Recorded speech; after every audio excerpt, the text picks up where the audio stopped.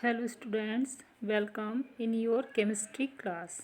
Students, in last turn we have to discuss about the chemical properties of haloalkanes and haloarenes. So the chemical properties is continue and today we will start from SN2 reactions यानी कि SN2 types reaction. SN2 means bimolecular nucleophilic substitution reaction. These reactions proceed in one step and is second order reaction. ये reaction जो है आपकी one step में complete होती है और ये रिएक्शन जो है आपकी सेकंड ऑर्डर रिएक्शन होती है because the rate of this reaction depend on reactant and nucleophilic reagent. Reactant और न्यूक्लियोफिलिक रिएजेंट दोनों की कंसंट्रेशन पर इस रिएक्शन का जो रेट है वो डिपेंड करता है, इसलिए ये आपकी सेकंड ऑर्डर रिएक्शंस होती है. Okay, the reactivity of halides towards SN2 reaction mechanism is primary greater than secondary and then greater than tertiary. अगर हम एल्काइल हैलाइड की रिएक्टिविटी की बात करते हैं टूवर्ड्स SN2 रिएक्शन तो यहाँ पर आपका प्राइमरी एल्काइल हैलाइड सबसे ज़्यादा रिएक्टिव होता है in comparison of secondary alkyl halide and secondary alkyl halide is more reactive in comparison of tertiary alkyl halide. जबकि SN1 रिएक्शन में ये आपका अपोजिट होता है. Okay, and next topic is elimination reaction.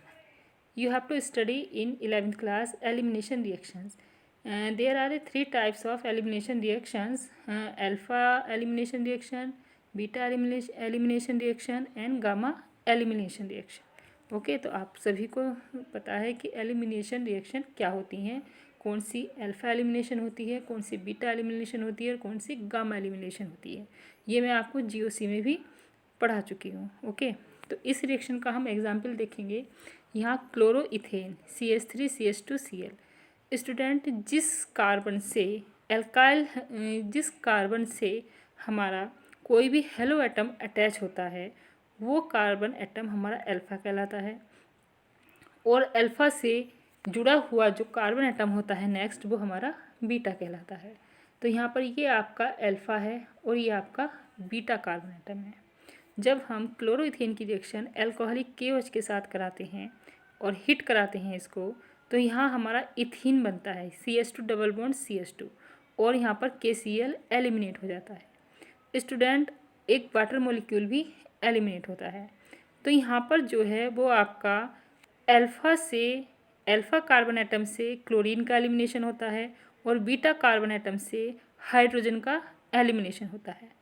This reaction known as beta elimination reaction because beta hydrogen atom involved in elimination. ठीक है, यानी कि यहाँ पर बीटा कार्बन एटम से हाइड्रोजन का एलिमिनेशन होता है, इसलिए इस रिएक्शन को हम बीटा एलिमिनेशन रिएक्शन बोलते हैं. इसका एक सेकंड केस होता है कि यहाँ पर हमारा जो है 1 2 3 4 यानी कि हमारा 2 ब्रोमो ब्यूटेन है. जो हमारा रिएक्टेंट है वो 2 ब्रोमो ब्यूटेन है. यहाँ पर ब्रोमीन एटम जो है वो सेकंड कार्बन एटम से अटैच है. ठीक है, अब क्या है कि जिस कार्बन एटम से हमारा ब्रोमीन अटैच है उसको हम अल्फा मानेंगे और उसके साइड वाले दोनों कार्बन एटम्स को हम बीटा मानते हैं. ओके, अब यहाँ पर क्या है कि दो बीटा हैं, दो कार्बन एटम यहाँ पर बीटा हैं. इन दोनों ही कार्बन से जो है वो हमारा हाइड्रोजन का एलिमिनेशन होता है. जब हमारा एलिमिनेशन होता है टर्मिनल वाली बीटा कार्बन एटम से तब हमारा जो प्रोडक्ट बनता है वो ब्यूट 1 बनता है और ये माइनर अमाउंट में होता है यानी कि 19% होता है. लेकिन अगर हमारा मिडिल वाले का बीटा कार्बन एटम से हाइड्रोजन का एलिमिनेशन होता है यानी कि इसका, तब हमारा बनने वाला जो प्रोडक्ट है वो मेजर प्रोडक्ट होता है और ब्यूट 2 बनता है. इसकी अमाउंट हमारी 81% होती है. क्यों होता है ऐसा? क्योंकि ये वाला जो हमारा इस वाले कार्बन एटम से अगर हमारा हाइड्रोजन का एलिमिनेशन होगा तो बनने वाली जो हमारी एल्कीन होगी वो हमारी सिमेट्रिकल होगी, और सिमेट्रिकल एल्कीन हमारी सबसे ज़्यादा अमाउंट में बनती है। ओके, नेक्स्ट है हमारा रिएक्शन विद मेटल्स। जब रिएक्शन विद मेटल्स में डिफरेंट मेटल्स जो होती हैं वो अल्काइल हैलाइड के साथ रिएक्शन करती है। फर्स्ट है रिएक्शन विद मैग्नीशियम। अगर हमारा ब्रोमोइथेन यानी कि ब्रोमोइथेन की रिएक्शन जब हम मैग्नीशियम के साथ ड्राई ईथर की प्रेजेंस में कराते हैं तो हमारा इथाइल मैग्नीशियम ब्रोमाइड, जिसे हम ग्रिगनार्ड रीजेंट के नाम से भी जानते हैं, बनता है। Okay, next reaction with sodium. Sodium के साथ रिएक्शन, जब हम किसी भी अल्काइल हैलाइड की रिएक्शन सोडियम के साथ इन प्रेजेंस ऑफ ईथर कराते हैं तब हमारा जो है वो भी एल्केन बनती है। और एल्केन्स हमारे किस टाइप्स की बनेगी वो डिपेंड करता है कि हमारे कितने नंबर ऑफ कार्बन एटम का अल्काइल हैलाइड रिएक्शन में पार्टिसिपेट कर रहा है। ठीक है, ये रिएक्शन जो है वो ब्रूटस रिएक्शन के नाम से भी जानी जाती है। इसमें even number of carbon atoms वाले अल्काइल हैलाइड पार्टिसिपेट करते हैं। ठीक है, और बनते भी हमारे इवन नंबर वाली एल्केन्स ही है। ओके, हमारे यहाँ पर जो अल्काइल हैलाइड हैं वो ओड नंबर वाली भी पार्टिसिपेट कर सकती हैं, लेकिन जो प्रोडक्ट बनेगा वो हमारा इवन नंबर ऑफ एल्केन का ही बनेगा। ठीक है, सपोज करो यहाँ पर 2 कार्बन एटम्स का अल्काइल हैलाइड पार्टिसिपेट कर रहा है, सोडियम एटम के साथ रिएक्शन करता है, और एक दूसरा मोलिक्यूल्स भी हमारा अल्काइल हैलाइड का ही होता है, तो हमारा बनने वाला प्रोडक्ट ब्यूटेन होता है। अगर यहाँ पर हमारा ब्रोमोइथेन या ब्रोमोमीथेन या क्लोरोमीथेन यूज़ होता है तो बनने वाला प्रोडक्ट जो है वो हमारा इथेन होता है। ठीक है, और ड्राई ईथर की हम यहाँ पर क्यों प्रेजेंस लेते हैं कि सोडियम मेटल्स जो है वो बहुत ज़्यादा रिएक्टिव होती है, तो अगर कुछ भी थोड़ी बहुत मॉइस्चर हो तो इसमें होता है तो उसको ऑब्जर्व कराने के लिए हम ड्राई ईथर का यूज़ करते हैं। ओके, नेक्स्ट स्टूडेंट्स, यहाँ पर जो है वो आपकी chemical properties of halo alkane finish हो गई है। नेक्स्ट टॉपिक आता है प्रिपरेशन ऑफ हेलो एरीन्स। हम हेलो एरीन्स को कैसे बना सकते हैं, कैसे प्रिपेयर कर सकते हैं। फर्स्ट है by direct halogenation of benzene. Benzene का हम डायरेक्टली हेलोजिनेशन करके भी हम हेलो एरीन्स का फॉर्मेशन कर सकते हैं। जब आयोडीन की रिएक्शन बेंजीन के साथ कराई जाती है इन प्रेजेंस ऑफ HiO3 तब हमारा बनने वाला प्रोडक्ट आयोडो बेंजीन होता है। ओके, नेक्स्ट है from diazonium salt. Diazonium salt से हम बना सकते हैं, डाईएजोनियम साल्ट से हम डिफरेंट टाइप से हेलो एरीन्स का फॉर्मेशन कर सकते हैं। लेकिन सबसे पहले हमें ये देखना है कि हम डाईएजोनियम साल्ट कैसे बना सकते हैं। जब हम एनिलीन की रिएक्शन NaNO2 और HCl की प्रेजेंस में 273 से 278 केल्विन पर हीट कराते हैं तब हमारा बेंजीन डाईएजोनियम क्लोराइड बनता है। ओके, अब ये डाईएजोनियम क्लोराइड जो है वो डिफरेंट टाइप से जो है हेलो एरीन्स का फॉर्मेशन करता है। जब हम डाईएजोनियम क्लोराइड की रिएक्शन क्यूप्रस क्लोराइड और HCl के साथ कराते हैं तब हमारा क्लोरोबेंजीन का फॉर्मेशन होता है। किसका फॉर्मेशन होता है? क्लोरोबेंजीन का फॉर्मेशन होता है। अगर हम डाईएजोनियम क्लोराइड की रिएक्शन कॉपर और HBr या क्यूप्रस क्लोराइड ही है, यहाँ पर Cu2Cl2 ही है, और HBr के साथ कराते हैं तो हमारा ब्रोमोबेंजीन का फॉर्मेशन होता है और नाइट्रोजन गैस निकल जाती है। ये दोनों ही रिएक्शन जो हैं वो सैंड मेयर रिएक्शन कहलाती हैं। कौन सी कहलाती हैं? सैंड मेयर रिएक्शन कहलाती है। क्या है सैंड मेयर रिएक्शन? जब diazonium chloride benzene diazonium chloride cuprous chloride की प्रेजेंस में HCl या HBr के साथ रिएक्शन करता है तो हेलो एरीन्स का फॉर्मेशन होता है। ये रिएक्शंस आपकी सैंड मेयर रिएक्शन कहलाती है।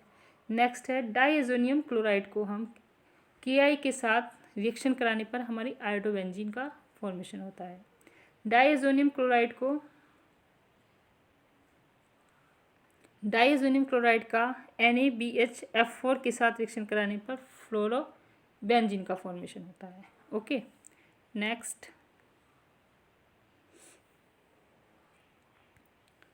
है आपका फ्रॉम फिनॉल। फिनॉल से हम इसको कैसे बना सकते हैं? फिनॉल की रिएक्शन जब PCl5 के साथ कराई जाती है तो हमारा यहाँ पर क्लोरोबेंजीन का फॉर्मेशन होता है। ओके, नेक्स्ट आता है प्रॉपर्टीज़ ऑफ हेलो एरीन्स। हेलोरेंस की प्रॉपर्टीज़ में फर्स्ट है आपका फिजिकल प्रॉपर्टीज़। फिजिकल प्रॉपर्टी में फर्स्ट आता है melting and boiling point. Melting point of para isomer is more than ortho isomers and meta isomers because symmetry of para isomers fit in crystal lattice better as compared to ortho and meta isomers। Meta isomers और ortho isomers में student symmetry नहीं होती है, जबकि para isomers में symmetry होती है।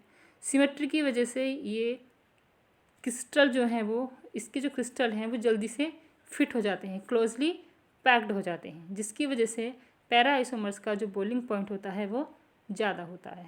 Okay, melting point ज़्यादा होता है।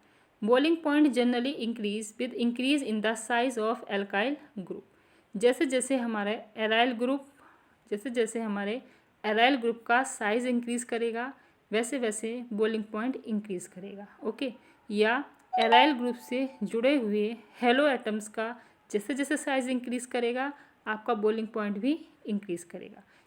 सेम एराइल ग्रुप के लिए, यानी कि एराइल ग्रुप तो आपका बेंजीन सेम रहेगा, तो उसमें प्रेजेंट हेलो एटम्स का जो भी साइज होगा उसके अकॉर्डिंग इनका ऑर्डर दिया गया है।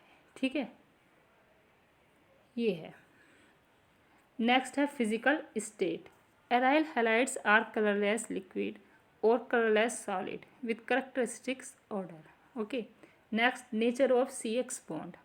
Dipole moment of CH3Cl is higher than CH3F due to greater bond length in C single bond Cl bond।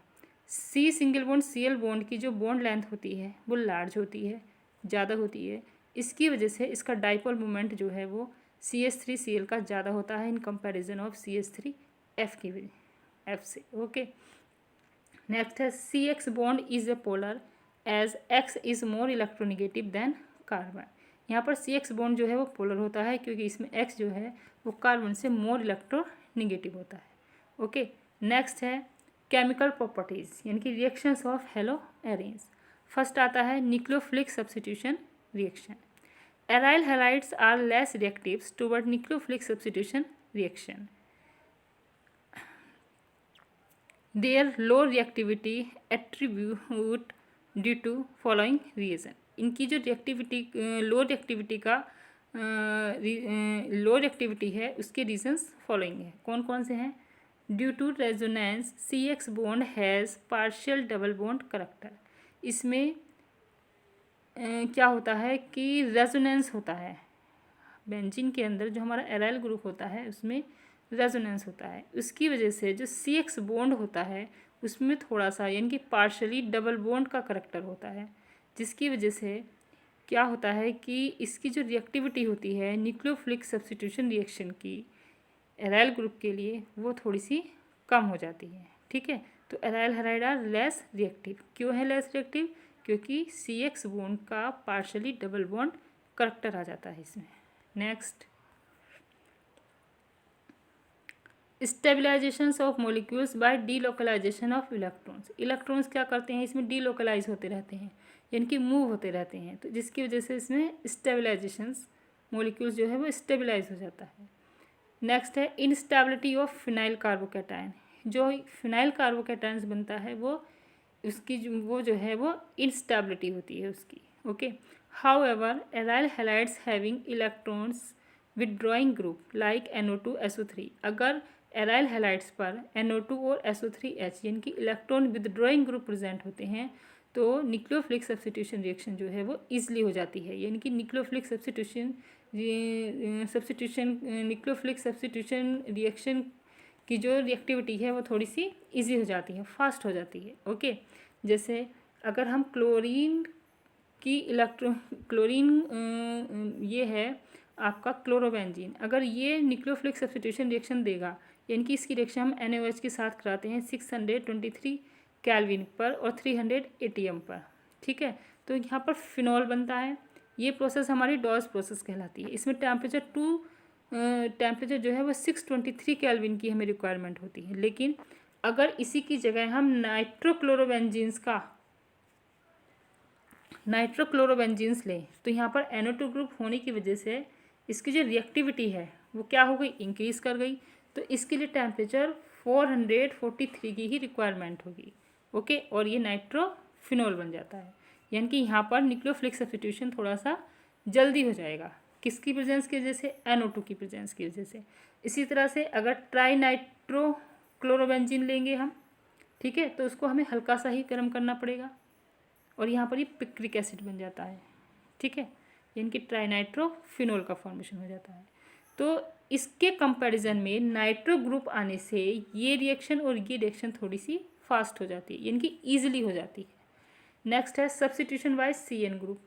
अगर हम क्लोरोबेंजीन की रिएक्शन CuCN यानी कि क्यूप्रस साइनाइड के साथ कराएं 473 केल्विन पर, तो बेंजोनाइट्राइल हमें मिलता है। Substitution by NH2 group, chlorine की रिएक्शन अमोनिया के साथ कराने पर CO की प्रेजेंस में 475 केल्विन पर, तो हमें एनिलीन प्रोड्यूस होता है, एनिलीन हमें ऑब्टेन होता है। ओके, नेक्स्ट है reaction with metals. Hello arenes की रिएक्शन मेटल के साथ कराने पर देखते हैं क्या क्या बनता है। When chlorobenzene react with sodium in presence of ether diphenyl formed. Okay, ये रिएक्शन आपकी फिटिंग रिएक्शंस कहलाती है। When chlorobenzene react with sodium and chloromethane in presence of ether टॉलिन is obtain, तब हमारा ये टॉलिन कहलाता है। ओके, इस रिएक्शन को हम टॉलिन है, ये हमारी ब्रूटिश रिएक्शंस भी कहलाती है। Okay, when chlorobenzene react with magnesium in presence of ether, तो ये आपका फिनाइल मैग्नीशियम क्लोराइड का फॉर्मेशन होता है।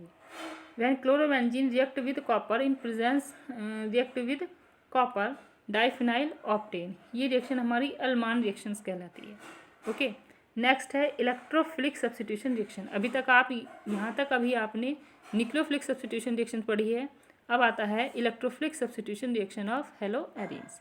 ये स्टूडेंट्स यहाँ पर रेजोनेंस दिखाया गया है, ठीक है। यहाँ पर ये CX होता है, X के पास यहाँ पर 6 इलेक्ट्रॉन्स हैं, ये सिंगल बॉन्ड से अटैच होता है, लेकिन इसके जो 2 पेयर होते हैं इलेक्ट्रॉन्स के वो यहाँ पर मूव कर जाते हैं और ये डबल बॉन्ड आपका इस पोजीशन पर मूव कर जाता है। तो यहाँ पर आपका निगेटिव चार्ज आ जाता है और यहाँ पर आपका ये डबल बॉन्ड आ जाता है। फिर इसी तरीके से ये जो निगेटिव चार्ज के इलेक्ट्रॉन्स है वो यहाँ मूव कर जाएंगे और ये डबल बॉन्ड आपका यहाँ मूव कर जाता है, तब आपका ये जो डबल बॉन्ड है वो यहाँ आ जाता है और यहाँ पर निगेटिव चार्ज आ जाता है। इसी तरह से यहाँ पर दिखाया गया है कि ये आपका निगेटिव चार्ज के जो इलेक्ट्रॉन्स है वो यहाँ मूव कर जाएंगे और ये डबल बॉन्ड आपका यहाँ मूव कर जाएगा, तो यहाँ डबल बॉन्ड आ जाएगा और यहाँ निगेटिव चार्ज आ जाएगा।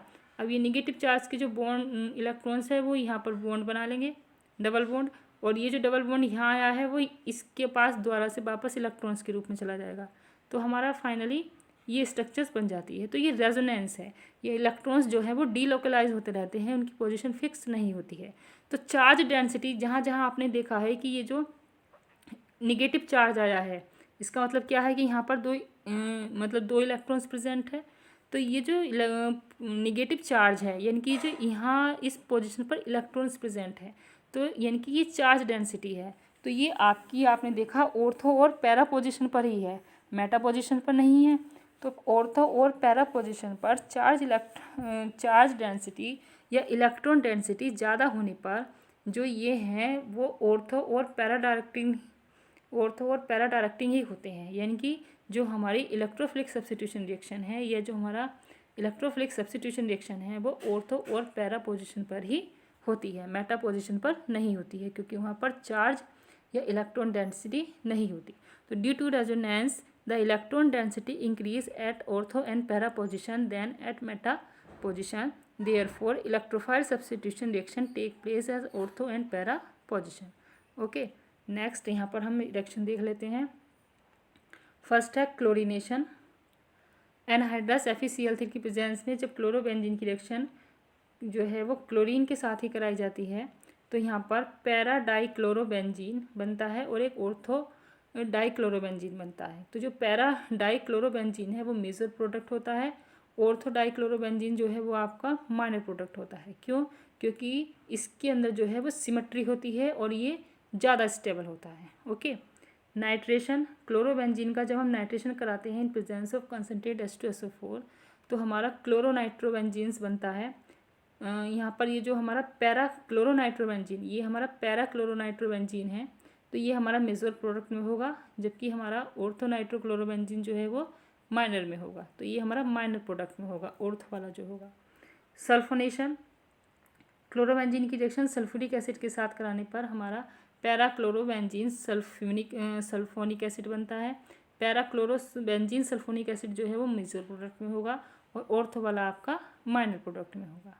एल्काइलेशन, इसी तरह से जब क्लोरोबेंजीन की रिएक्शन हम CH3Cl के साथ एनहाइड्रस AlCl3 की प्रेजेंस में कराते हैं तो पैराक्लोरोटोलिन बनता है। पैराक्लोरोटोलिन जो है वो मेजर प्रोडक्ट होता है, जबकि ऑर्थो क्लोरोटोलिन जो है वो हमारा माइनर प्रोडक्ट होता है। तो आपने इन तीनों रिएक्शन में देखा कि जो पैरा वाला प्रोडक्ट है वो हमारा मेजोर में है। क्यों? क्योंकि पैरा में हमारी सिमेट्री होती है और ये ज़्यादा स्टेबल होता है। ओके स्टूडेंट्स, अभी यहाँ पर इसकी इलेक्ट्रोफिलिक सब्स्टिट्यूशन रिएक्शन कंप्लीट नहीं हुई है। नेक्स्ट लेक्चर में हम इस टॉपिक को कंप्लीट करेंगे। Thank you for watching.